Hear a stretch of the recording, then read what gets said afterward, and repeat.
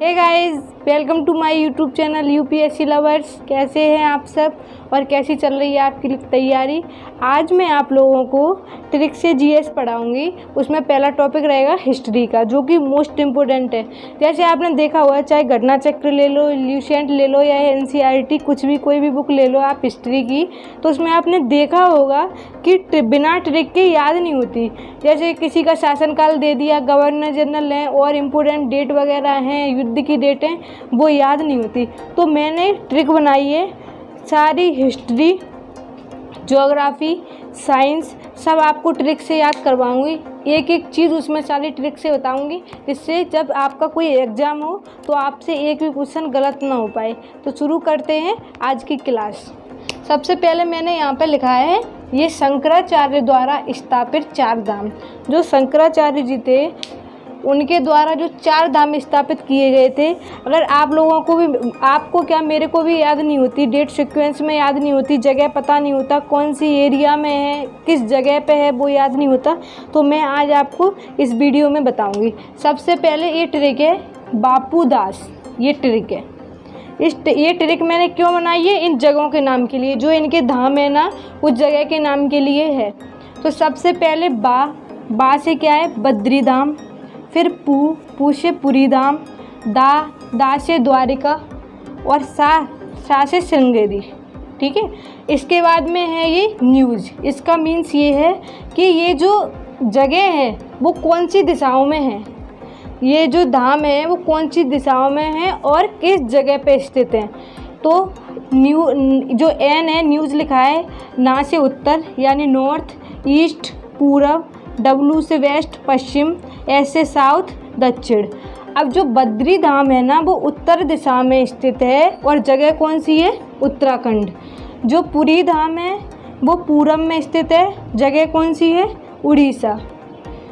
जो द्वारिका है वो पश्चिम में स्थित है, जगह है गुजरात। श्रृंगेरी है जो दक्षिण में स्थित है और जगह क्या है, कर्नाटक। तो क्वेश्चन आ जाते हैं एग्जाम में, इनकी जगह पूछते हैं, दिशा के नाम पूछते हैं और इनके धाम। तो सीक्वेंस में आप याद कर लेना, लिख लेना और चलते हैं अगली स्लाइड की ओर। पहली ट्रिक में मैंने आपको शंकराचार्य के 4 धाम बताए थे और दूसरी ट्रिक में दिल्ली सल्तनत का क्रमिक वंश, यानी जो दिल्ली सल्तनत में जो वंश हुए थे उनके सारी सीक्वेंस से डिटेल में बताऊंगी। ये आपको ट्रिक आप याद कर लोगे, आप एक बार देख लें पूरी यहाँ से, और आप लोग नोट करना चाहें तो आप नोट भी कर सकते हैं। और अगर आप ऐसे सीक्वेंस में याद करोगे तो एग्ज़ाम में कितना याद करोगे, कितने सब्जेक्ट होते हैं एग्ज़ाम में, ऐसे याद नहीं रहता। तो आप आराम से ट्रिक अगर आग में दिमाग में रहेगी ना, तो क्वेश्चन वहीं क्लिक कर जाता है। अगर थोड़ी सी भी याद रहेगी तो इसकी जो ट्रिक है, गुलाब खिले तो सांस लो, ये जो ट्रिक है ये दिल्ली सल्तनत का क्रमिक वंश की ट्रिक है। क्या है, गुलाब खिले तो सांस लो। और अगर जे बड़ी पड़ रही है तो आप छोटी भी कर सकते हो, गुकी तो सैलो, ये भी आप कर सकते हो। क्या है, गुकी तो सैलो। अब इतना बड़ा है, टफ सा शब्द है, तो आपको कैसे करना है, संधि पड़ी होंगी, संधि विच्छेद कर लो, गुकी कर लो और यहाँ प्लस कर लो सैलो। यहाँ पे अपना ये एक वाक्य बनना है, दो पार्ट में बांट लो, गुकी को पहले में, शैलो को दूसरे में। और नहीं है तो सिंपल सा ये वाला कर लो, जैसा आपका मन करे, जैसा आपका याद हो तो वैसा आप याद कर सकते हो। गुलाब से गुलाम वंश, ठीक है, दिल्ली सल्तनत का सबसे पहला क्या है, गुलाम वंश। फिर खिले से खिलजी वंश, तो से तुगलक वंश, सांस से सैयद वंश और लो से लोधी वंश। तो ये जो मैंने ट्रिक बताई है, ये यहाँ सारे वंश पे काम कर रही है, आप अच्छे से याद कर सकते हो। अगर आपको ये टफ लग रहा हो तो आप इससे याद कर लो, गुकी सैलो। ठीक है, गुकी तू भी नहीं लगाओगे ना तो सैलो भी कर लोगे ना, तो भी याद हो जाएगा। और इससे मैं बता दूँ, ये गु है, इससे गुलाम वंश, खी से खिलजी वंश, तू से तुगलक वंश और सै से सैयद वंश और लो से लोधी वंश। तीसरे नंबर की ट्रिक शुरू करते हैं, चलते हैं तीसरी स्लाइड की तरफ। जो मैंने तीसरी स्लाइड बनाई है उसमें मैंने ट्रिक बनाई है, जो मुग़ल सम्राट थे वो सीक्वेंस में बैठे हैं वो, और जो उनके मकबरे थे वो कहाँ पर स्थित हैं उनकी। गाइस आप यकीन मानिए किसी भी एग्ज़ाम में ये इतने हेल्पफुल रहेंगे, क्योंकि जीएस ऐसी चीज़ है, जीएस का कोई तोड़ नहीं है, जीएस का कोई पार नहीं है, उससे तो जितना पढ़ो उतना कम है।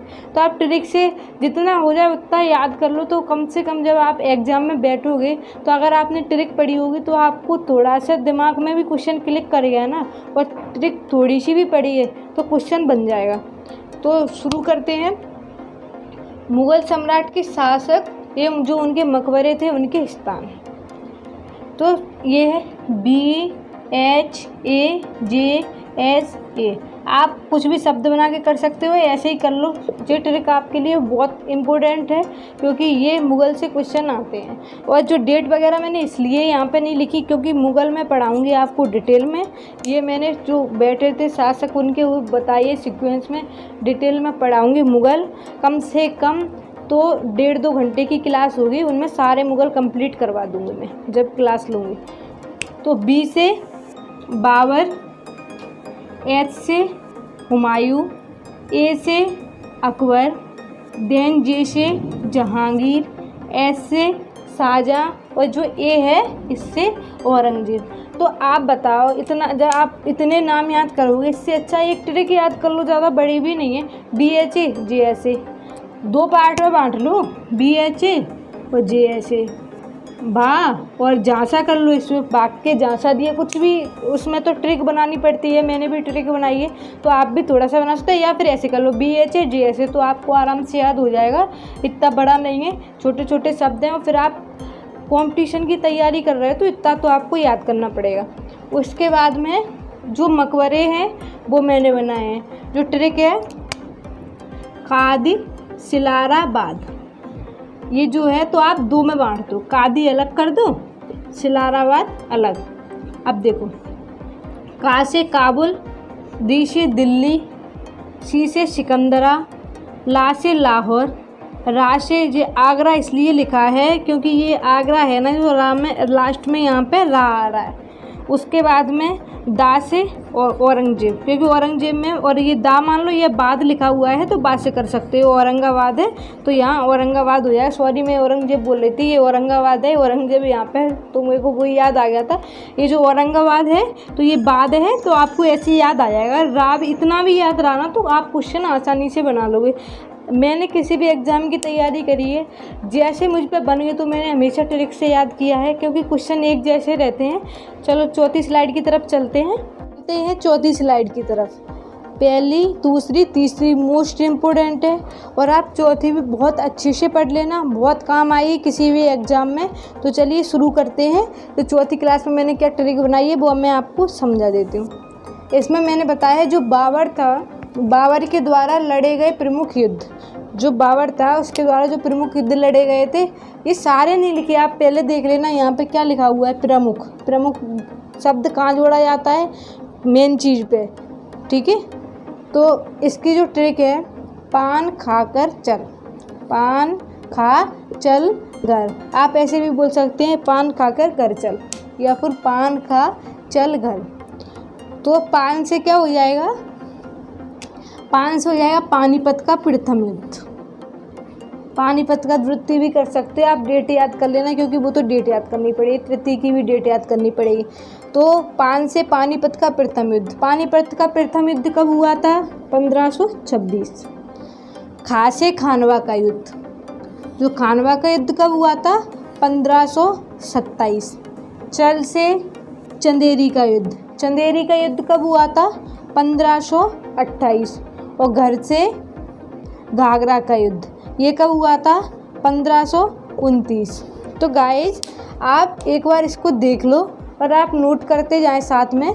यहाँ पे जो मैंने ये बताया बाबर के द्वारा लड़े गए प्रमुख युद्ध, एग्जाम में ज़्यादातर यही युद्ध पूछे जाते हैं, इनकी डेट और ये आपको याद रहेगा तो आराम से एक ट्रिक याद कर लो तो सारे एक ट्रिक में आपको सारे युद्ध याद हो जाएंगे। चलते हैं 5वीं स्लाइड की ओर। तो 5वीं स्लाइड में मैंने क्या ट्रिक बनाई है, किसके लिए बनाई है, वो चलिए शुरू करते हैं। आप एक बार ये इमेज देख लीजिए जिससे आपको भी समझ में आ जाए। उसके आप नोट करना चाहो तो आप नोट कर सकते हो इसको। चलिए मैंने यहाँ पे बताया है हुमायूं द्वारा लड़े गए प्रमुख युद्ध। जो हुमायूं था, हुमायूं के द्वारा जो प्रमुख युद्ध लड़े गए थे वो मैंने यहाँ पे बताए हैं, पहले भी बता चुकी हूँ। प्रमुख का मीन्स मतलब जो इम्पोर्टेंट चीज़ होती है वो प्रमुख, और भी लड़े गए हैं लेकिन यहाँ प्रमुख लिखे हुए हैं जो इम्पोर्टेंट है एग्जाम के पॉइंट से। तो ये मैंने जो ट्रिक बनाई है वो है देवरा चोर बासर। ये जो ट्रिक है देवरा चोर बासर, अगर आप 10 बार पढ़ोगे यकीन मानिए 101% ये ट्रिक आपको याद हो जाएगी। ये चारों याद करो, इससे अच्छा ये याद कर लो। देवरा पे डेट लिख लो, चोर पे डेट लिख लो, बा पे लिख लो और सर पे लिख लो, आराम से याद हो जाएगी, कुछ नहीं है उसमें इतना। तो देखो देवरा से है देवराई घाटी का युद्ध। देवराई घाटी का युद्ध कब हुआ था? 1531 में।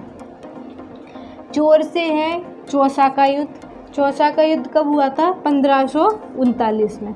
बा से है बिलग्राम का युद्ध। बिलग्राम का युद्ध कब हुआ था? 1540 में। फिर सर से है सरिंद का युद्ध। सरिंद का युद्ध कब हुआ था? 1555 में। ऐसे मैंने आज आपको 5 स्लाइड पढ़ा दी हैं। 5 स्लाइड आज जो मैंने आपको पढ़ाई हैं वो मोस्ट इम्पोर्टेंट है गाइज, मोस्ट इम्पोर्टेंट है। आपको वो करनी है कैसे भी करके, एग्ज़ाम में इतनी हेल्प करेगी। ऐसे 5-5 करके, 5 हिस्ट्री, 5 ज्योग्राफी और हिंदी। मेरा बेस्ट सब्जेक्ट है हिंदी, तो हिंदी में संधि, चाहे वो एसएससी जीडी के लिए हो, समास और जो अन्य टॉपिक हैं मैं सारे ट्रिक से पढ़ाऊंगी आपको। एक एक क्वेश्चन कवर कर पाऊंगी, एक एक टॉपिक। एग्ज़ाम के लिए मैं गारंटी देती हूँ ये क्वेश्चन बाहर नहीं जाएगा, हिंदी से तो बिल्कुल भी नहीं। और कंप्यूटर भी मैं पढ़ाऊंगी। कंप्यूटर आपको इतना अच्छा समझाऊंगी कि आपको रटने की बिल्कुल भी ज़रूरत नहीं है कंप्यूटर में। तो चलिए गाइस, अगर आपको मेरी वीडियो पसंद आई हो तो चैनल को सब्सक्राइब करें, वीडियो को लाइक करें, कमेंट करना बिल्कुल ना भूलें और मेरी वीडियो को शेयर करें। Thank you, all the best.